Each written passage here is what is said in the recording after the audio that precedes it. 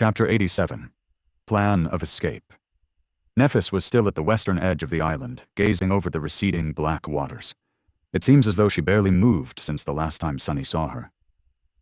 Looking at her with clear eyes, free from the most debilitating effects of being enthralled, he was able to notice things that he had not noticed before. Neph's hair was indeed longer.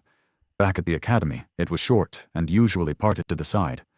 Now silver strands were already long enough to cover her ears, hanging messily without their usual luster. Changing Star's face seemed much thinner, with dark circles under her eyes and a bleak, dull expression. Her usual confidence and energy were gone, replaced by exhausted stillness.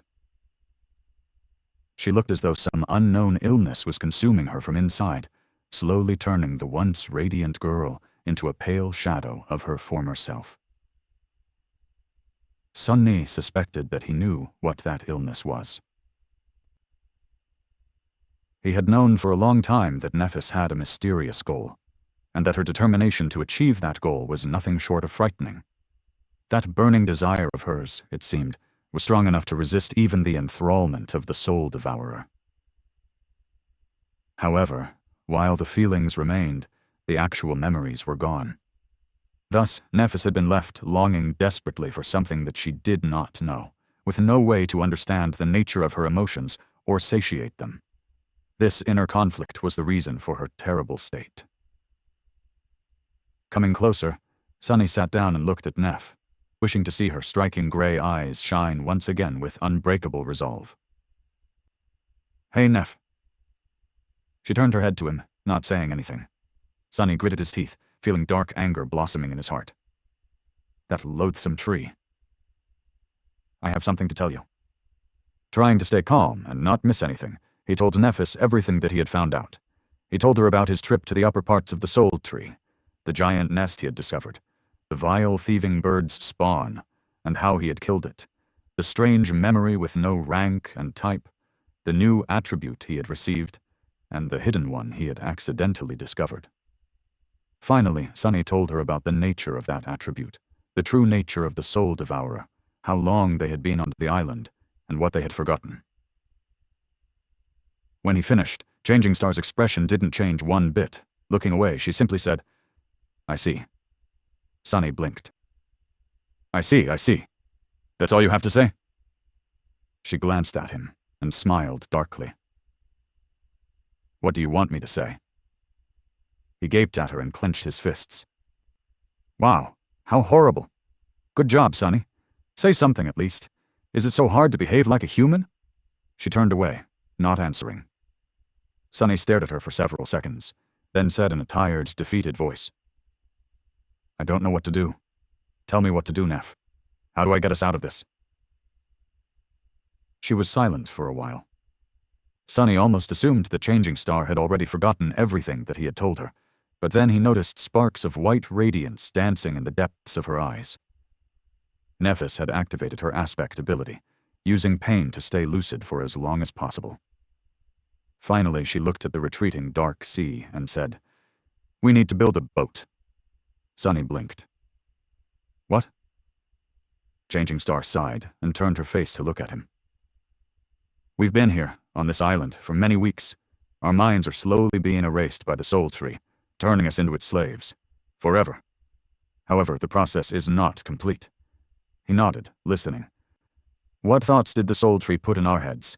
That it is benevolent and great, that its fruits are desirable, and that we shouldn't leave the island, staying as close to it as possible. The first two commands make perfect sense. The third, however, is not so simple." Nephis gestured at the vast expanse of black water.